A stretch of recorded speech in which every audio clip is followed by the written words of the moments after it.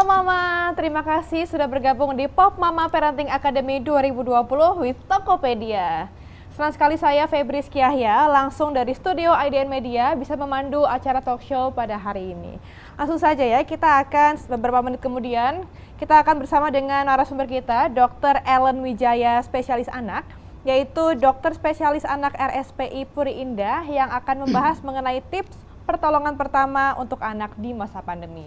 Akan banyak banget yang akan kita obrolin, diantaranya adalah gimana sih pertolongan pertama pada anak jika terluka atau cedera, lalu pertolongan pertama jika anak demam dan kenapa anak itu bisa demam, lalu pertolongan pertama jika anak mulai batuk, pilek di rumah gitu ya, dan juga bagaimana mengetahui gejala COVID-19 pada anak sejak dini, dan juga tanda-tanda yang bisa menjadi gejala baru COVID-19 pada anak. Nah ini pastinya seru banget, mama-mama semua harus stay tune terus karena ini penting banget, karena kita sebagai orang tua pastinya punya kekhawatiran besar ya, apalagi ini penting, krusial nih soal kesehatan anak.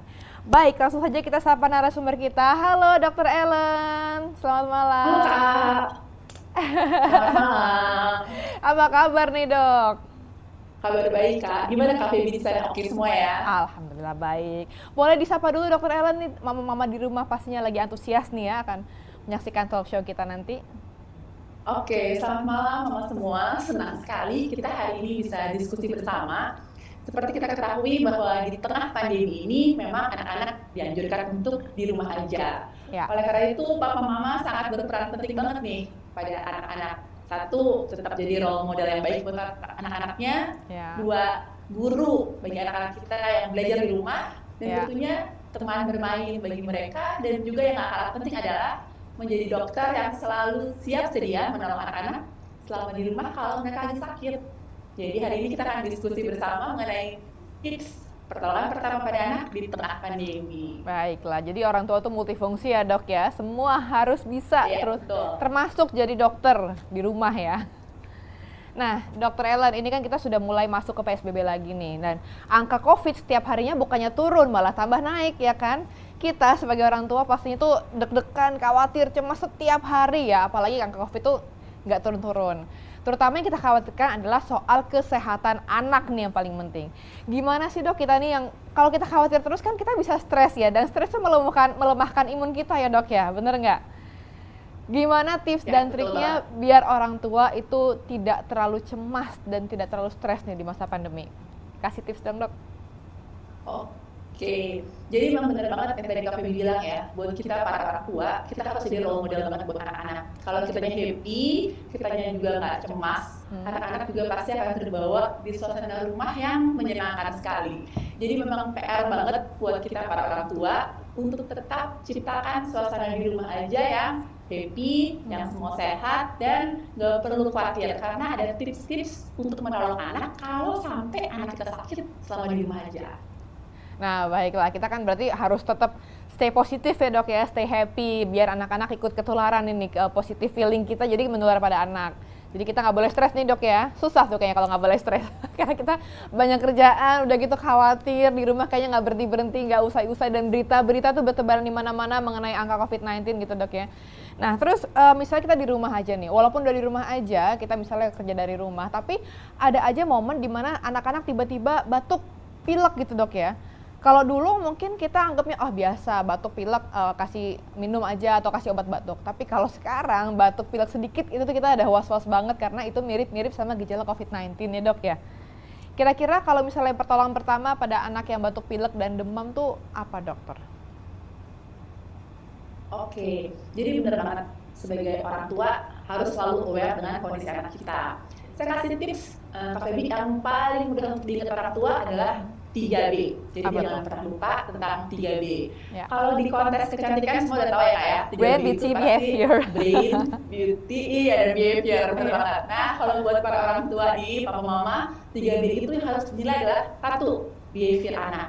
Jadi kita lihat di perilaku anak. Biasanya anak selalu ceria, happy, makan mau, diajak bicara, baca buku, semuanya oke banget.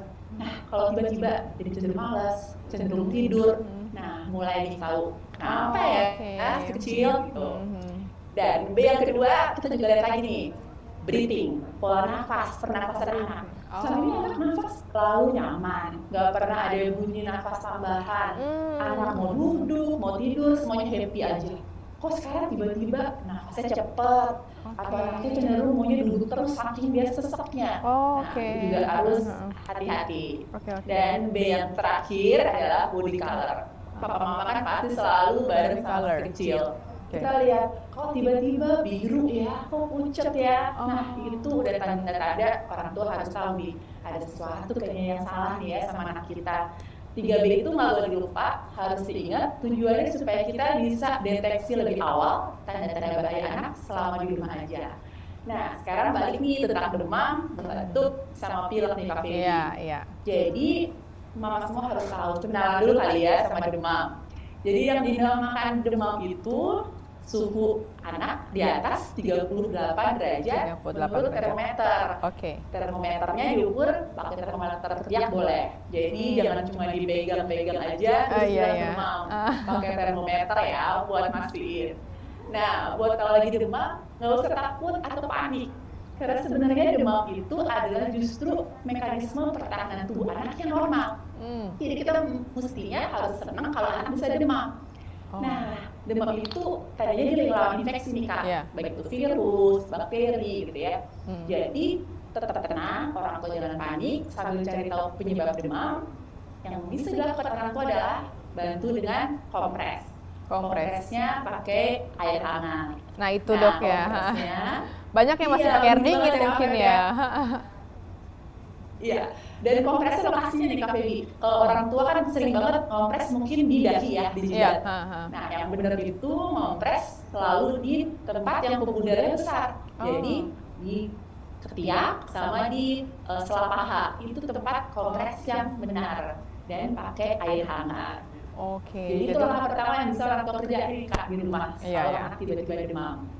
Jadi kompres di Oke, lipatan-lipatan dan tubuh ya. Betul, kompres di lipatan tubuh, ketiak, dan sela paha. Oh. Kemudian obat penurun panas, boleh nggak sih dikasih? Boleh, tapi jangan lupa pakai sesuai dengan dosis yang tepat, dengan alatnya juga. Pakai drop atau pakai sendok. Memang obat untuk takar obat ya Kak ya.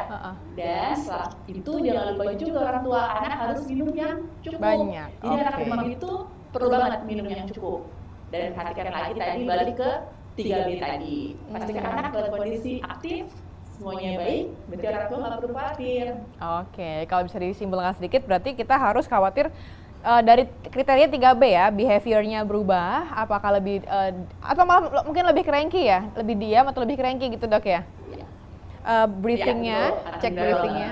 Oke, breathingnya tidak ada mengi atau yang sesak nafas atau suara tambahan saat bernafas gitu dok ya, dan juga body colornya tidak berubah.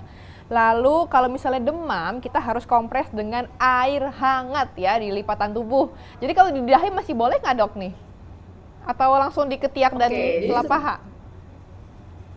Ya, sebenarnya memang Kak yang paling efektif itu langsung di ketiak sama lipat paha. Karena kan kalau lidah itu kan tulang tengkorak ya, sedangkan Ya. tujuan kompres itu supaya panasnya cepat keluar di pori-pori kulit.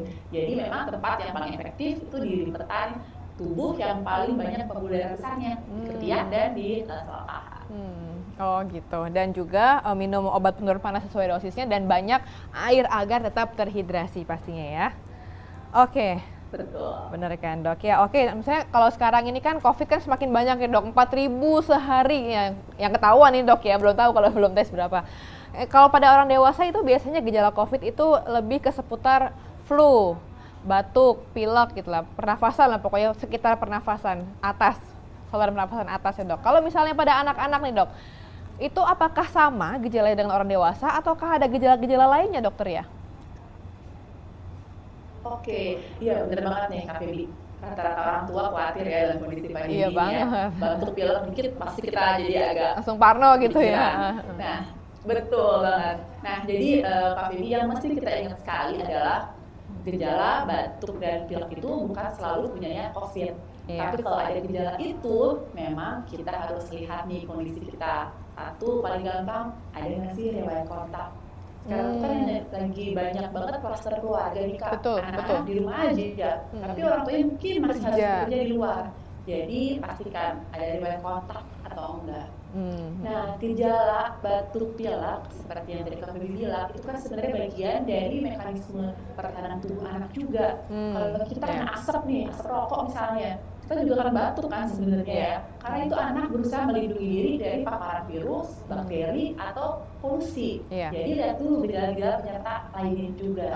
Nah, memang pada anak gejala klinis yang sering sekali terjadi itu diantaranya adalah demam, batuk atau pneumonia, jadi memang infeksi yang sampai ke paru-parunya. Nah, kalau dalam kondisi seperti itu, orang tua pasti akan melihat sekali perubahan anaknya. Ada yang sesak nafas, ada yang anaknya nggak nyaman kondisinya, dan memang ada gejala lagi yang nggak khas selain saluran nafas. Beberapa laporan kasus anak dengan keluhan misalnya muntah, mual, nyeri perut atau diare pun bahkan ada yang bisa menunjukkan hasil positif COVID. Itu beberapa gejala klinisnya pada anak. Jadi gejala klinisnya itu selain demam, batuk, pilek, ada juga pneumonia, muntah, mual, diare. Banyak dok ya, itu udah mirip sama gejala penyakit lain sebetulnya ya? Iya, betul banget. Jadi kita kalau harus lebih aware, jadi kalau misalnya ada gejala-gejala itu, kita harus melakukan apa sebagai orang tua dok? Oke, jadi yang pertama pastikan lagi kembali ke 3B. Ada tanda bahaya nggak ya anak kita?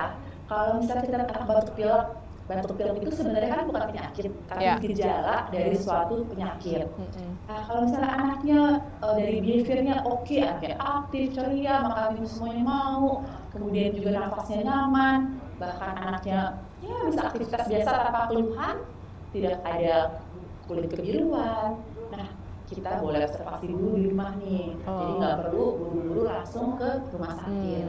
Tapi kalau memang ada gejala, misalnya batuk, pilek, kampi yang disertai misalnya anak, jadi kok cenderung tidur karena saking lemesnya, atau bahkan sampai sesak nafas, hidungnya kembang kempis, dadanya sampai kelihatan banget waktu narik nafas, anaknya udah gelisah, nah itu nggak boleh terlambat Kak. Langsung cari pertolongan segera ke rumah sakit terdekat. Itu udah tanda-tanda gawat ya, udah harus ke rumah sakit ya dok ya kalau gitu ya. Nah, kalau kita orang dewasa mungkin bisa memproteksi diri dengan sanitasi yang bersih ya, terus protokol kesehatan, pakai masker, hand sanitizer atau cuci tangan terus dan lain-lain. Tapi kalau anak, ya namanya anak ya dok ya, itu kan pasti mau dibilang berapa kali pun masih abai gitu sama protokol kesehatan karena mungkin juga belum biasa dan belum latihan lah pokoknya di rumah, belum terbiasa. Kira-kira cara mencegah COVID-19 pada anak tuh gimana sih dok? Walaupun mereka sudah di rumah terus, tapi kan bisa jadi tertular dari orang tuanya. Dari tadi yang dokter bilang, klaster keluarga kan? Gimana cara mencegah COVID-19 dok? Oke, memang ini hal yang paling penting banget. Seperti kita ketahui, bahkan sampai sekarang belum ada obat yang memang definitif untuk COVID. Jadi memang langkahnya adalah pencegahan. Itu adalah langkah yang paling baik dan harus dilakukan. Kita sebagai orang tua jadi role model yang baik buat anaknya. Anak melihat kita cuci tangan dengan baik, mereka juga akan ikutin apa yang kita kerjakan. Jadi tetap pastikan anak bisa pakai masker juga kalau dia di atas umur 2 tahun. 2 tahun ya? Kalau 2 tahun, ya memang belum dianjurkan menggunakan masker, tapi bisa pakai face shield. Face shield pakai?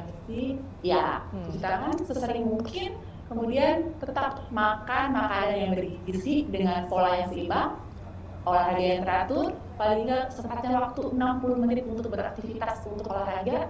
Kemudian jangan lupa juga jemur matahari, boleh banget tuh sekitar jam 10 sampai 15 menit berjemur dan untuk meningkatkan daya tahan tubuh anak kita. Jadi kuat daya tahan tubuh, berjemur gitu dok ya, makan sehat, bernutrisi segala macam ya, dan juga selalu ajarkan anak untuk protokol kesehatan, ya kan dok ya? Tapi kan banyak juga anak-anak yang OTG gitu dok ya, itu mereka bisa jadi carrier untuk virus COVID-19 ini sendiri dok ya? Ya tentunya, jadi sama juga sih sama dewasa, anak pun juga bisa menjadi sumber penularan. Oleh karena itu kemanapun kita pergi, kalau harus terpaksa pergi, jangan lupa pakai masker dan selalu physical distancing. Untuk anak-anak lebih kecil misalnya bayi, mereka dipakaikan face shield, kan anak saya masih bayi nih dok ya, juga agak susah karena dibuka-buka juga. Kalau misalnya mereka harus terpaksa keluar misalnya ke dokter atau vaksin, apa yang bisa dilakukan dok biar bayi ini tetap aman di luar rumah? Betul banget Kak. Jadi untuk anak-anak apalagi yang masih bayi ya, pastikan di rumah aja deh. Tapi kalau memang harus ke dokter atau untuk imunisasi jangan takut, tetap imunisasi sesuai jadwal. Karena kita harus mencegah penyakit infeksi yang memang bisa dicegah dengan melakukan imunisasi. Jadi paling aman tetap menggunakan face shield karena mereka belum diizinkan menggunakan masker. Dan jangan lupa pilih rumah sakit yang memang menjalankan protokol kesehatan dengan tepat. Dengan ketat ya dok ya. Oke baik. Kalau misalnya kita ada misalnya anaknya jatuh atau misalnya ada insiden di rumah, kita kan nggak bisa menjamin anak itu bebas dari resiko di rumah, walaupun di rumah aja dok ya. Pertolongan pertamanya apa sih dok? Misalnya jatuh, tersedak atau kecelakaan di rumah gitu dok? Oke, jadi ya Kak, jadi kan karena anak sering di rumah aja, pasti insiden itu mungkin banget terjadi ya. Apalagi sekarang kita berusaha banget nih anak tetap aktif di rumah, meningkatkan kreativitas, kecerdasan, ngajak mereka banyak aktivitas yang seru di rumah gitu ya. Tetap pertama kali adalah perhatikan dulu nih, jauhkan anak-anak dari hal-hal yang berisiko, misalnya mainan. Jadi mainan kita pilih nih sesuai dengan usianya, jangan yang terlalu kecil, manik-manik atau sesuatu yang bisa ditelan oleh mereka misalnya. Jadi sesuaikanlah mainan dengan usia mereka. Mungkin kita mau ajak mereka masak misalnya gitu ya Kak. Anak dibagi kerjaannya yang misalnya mencari telur, ngaduk. Nah pas gorengnya nih, jauhkan mereka dari api yang dan panas, wajan, kompor, ya betul. Tapi kalau sampai misalnya terjadi sesuatu seperti itu misalnya Kak, tetap orang tua jangan panik. Kalau sampai kesenggol, misalnya kompor gitu ya, pastikan anak dapat air mengalir di luka tersebut, observasi selama 10-15 menit, dan perhatikan lukanya. Kalau lukanya kemerahan, hanya permukaan atasnya aja, kita bisa bersihkan, kemudian kita tutup dengan kaca steril. Tapi kalau misalnya udah ada gula tuh Kak, atau melenting, melepuh gitu ya kayak, jangan sampai kita abaikan karena itu bisa jadi fokus infeksi. Jadi perlu dipertimbangkan untuk dibawa ke dokter diperiksa lebih lanjut. Jadi sebenarnya kita sebagai orang tua harus membekali diri dengan P3K ya. Apa yang bisa kita lakukan pertolongan pertama di rumah kalau anak terluka atau kena sesuatu musibah di rumah gitu ya dok ya? Ya betul banget. Baik dok, tapi kalau kita misalnya harus ke rumah sakit nih dok, tapi kita kan masih apa ya, walaupun misalnya kena panas terus dia mulai merah melepuh gitu, kita masih deg-degan nih, masih khawatir bawa nggak ya ke rumah sakit. Kira-kira ada solusi nggak dok selain langsung membawa orang tua membawa anak ke rumah sakit? Oke, jadi buat orang tua kita pertama harus tetap tenang, jangan panik. Lihat itu yang susah dok. Kita. Iya, karena kan sebenarnya paling tahu kondisi anak kita sendiri kan sama mamanya. Jadi lihat lagi, selama nggak ada kondisi 3B yang berbahaya, mungkin kita bisa observasi dulu di rumah kondisinya. Kayak tadi demam, oke anaknya aktif, semua makan minum mau, nggak ada keluhan, apa-apa boleh kita observasi. Tapi kalau 2-3 hari nggak ada perbaikan, mulai cenderung tidur, mulai lemes, jangan pernah ditunda, langsung. Dengan 3B, kita harus perhatikan kondisi anak kita. Dan kalaupun mau dibawa ke rumah sakit, jangan lupa ke rumah sakit dengan protokol kesehatan yang tepat. Salah satunya rumah sakit kami, Pondok Indah, kita juga menjalankan protokol kesehatan yang tepat, mulai dari sistem appointment untuk mencegah supaya pasien juga tidak menunggu lama dan tidak ada kerumunan. Kemudian sistem triase di depan rumah sakit kami selalu pastikan ada screening untuk pasien, pengunjung, disinfeksi selalu dilakukan secara rutin dan berkala dengan standar yang baik, APD yang sudah terstandarisasi juga. Jadi jangan khawatir kalau memang ada indikasi penting untuk membawa anak ke dokter dan juga untuk imunisasi mencegah anak terkena penyakit infeksi yang lainnya, tetap bisa ke dokter atau ke rumah sakit. Wah, tuh mama-mama bisa dicatat nih, salah satu rumah sakit yang bisa jadi tujuan mama semua kalau ada amit-amit ya, kalau ada apa-apa sama anak di rumah, jadi RSPI Puri Indah ya, itu bisa jadi salah satu tujuan mama yang aman, cukup aman ya dok ya, untuk anak-anak dibawa ke rumah sakit. Bener nggak dok? Orang tua juga bisa ke sana berarti kan ya? Betul sekali. Iya, betul sekali Kak. Nah kalau misalnya kita mau konsultasi online dulu sebelum ke sana itu bisa nggak dok? Oke, ya itu bisa juga. Rumah sakit Pondok Indah Group itu punya telemedicine ya Kak. Jadi kita tetap ada untuk konsultasi via Zoom. Jadi buat papa mama yang kepingin periksa anaknya tapi masih ragu juga bisa menggunakan itu. Bisa buat appointment-nya, nanti bisa ketemu dokternya via Zoom untuk jelasan tentang kondisi anaknya. Caranya gimana dok? Awalnya mesti kemana? Websitenya apa misalnya? Oke, buka websitenya Rumah Sakit Pondok Indah. Nanti semua itu caranya mudah banget, akan ada panduannya untuk mendaftar buat telemedicine maupun untuk pemeriksaan langsung tatap muka sama dokter. Oh, jadi zaman sekarang ini semuanya dipermudah dok ya, walaupun lagi pandemi, nggak bisa keluar rumah pun atau kita takut keluar rumah, tetap ada cara untuk mendapatkan pertolongan pertama dari ahlinya ya, dari dokter ya pastinya dok. Ya, betul sekali Kak Feby. Oke, ini kita menarik banget pasti bahasannya, jadi orang tua juga punya pencerahan ya, apa sih harus dilakukan di rumah, gimana biar nggak panik, dan kalaupun misalnya harus ke rumah sakit, ada tujuan rumah sakit yang aman untuk anak-anak dan juga orang tua untuk memulihkan kondisinya pastinya ya. Ini menarik banget dokter, sebelum kita akhiri karena waktunya sudah mepet ini, ada yang ingin disampaikan nggak summary dari percakapan kita tadi dok? Oke, buat papa mama semua di tengah pandemi ini tetap semangat, kita pasti bisa melewati masa sulit ini. Ingat, peran orang tua sangat penting. Selama anak di rumah aja, pastikan anak tetap bisa kreatif karena kita tetap ingin anak tumbuh dan berkembang dengan optimal meskipun mereka di rumah aja. Dan kalau ada sesuatu terjadi pada anak, langsung tolong anak, tidak perlu panik, dan jika ditemukan tanda bahaya seperti 3B tadi, behavior, body color maupun breathing yang mengkhawatirkan papa mama, jangan pernah tunda untuk ke dokter. Kita, Rumah Sakit Pondok Indah, selalu siap melayani papa mama dengan protokol kesehatan yang sangat baik. Wah, luar biasa. Terima kasih banyak dokter Ayu Jaya ya. Tuh, harus inget-inget lagi tuh cara-cara pertolongan pertama untuk anak di masa pandemi. Jadi kita nggak boleh panik walaupun susah ya, tapi kita berusaha untuk tetap tenang. Karena kita tadi udah diajarin nih sama dokter Ellen gimana sih cara-caranya P3K ya, pertolongan pertama untuk anak kalau misalnya kenapa-kenapa di rumah. Nah juga mama juga harus bisa mengontrol apa aja yang sebaiknya dilakukan saat anak sakit. Udah tadi udah diskusinya, hasil diskusi ya. 3B yaitu behaviornya, kita lihat behavior berubah apa enggak perilakunya. Breathingnya, pernafasannya tuh ada yang susah nafas atau enggak ya. Dan juga tadi terakhir apa dok?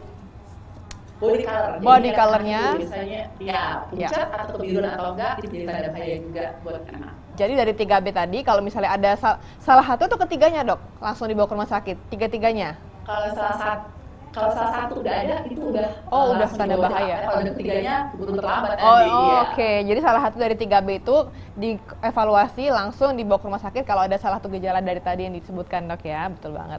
Ya, Habis betul. itu kalau Anda mama tetap kayak kayaknya dibawa ke rumah sakit aja deh gitu, boleh konsultasi online dulu ya dok ya, karena RSPI Puri Indah menawarkan fasilitas telemedicine, jadi tetap bisa berbincang dengan dokternya via aplikasi Zoom. Kalau memang sudah harus dibawa, langsung aja, mama jangan panik, langsung aja bawa ke RSPI Perindah karena di sana juga menawarkan keamanan ya, insya Allah aman dari COVID-19 ya, karena di sana protokol kesehatannya juga dilaksanakan secara ketat, betul ya dok ya? Ya, betul sekali. Banget. Oke, terima kasih untuk mama-mama yang sudah join di sini. Terima kasih juga untuk Dr. Ellen Wijaya, spesialis anak. Spesialis anak dari Rumah Sakit Pondok Indah Perindah. Terima kasih sudah bergabung. Terima kasih banyak dok, ilmunya sangat bermanfaat sekali buat mama dan saya juga sebagai mama di rumah yang sering panik kalau anak sakit. Sampai jumpa lagi dok ya. Dan untuk mama-mama, terima kasih, sampai jumpa. Dan untuk mama-mama, terima kasih sudah bergabung dalam live talk show kali ini. Semoga semua informasi yang telah kita dapatkan dari dokter semuanya dapat terserap dengan baik dan juga diaplikasikan dengan sebaik mungkin. Tetap jaga kesehatan dan selalu menghargai kehidupan kita. Sampai jumpa lagi, jangan kemana-mana karena talk show dari Pop Mama Parenting Academy 2020 masih akan banyak lagi nantinya. Sampai jumpa, selamat malam.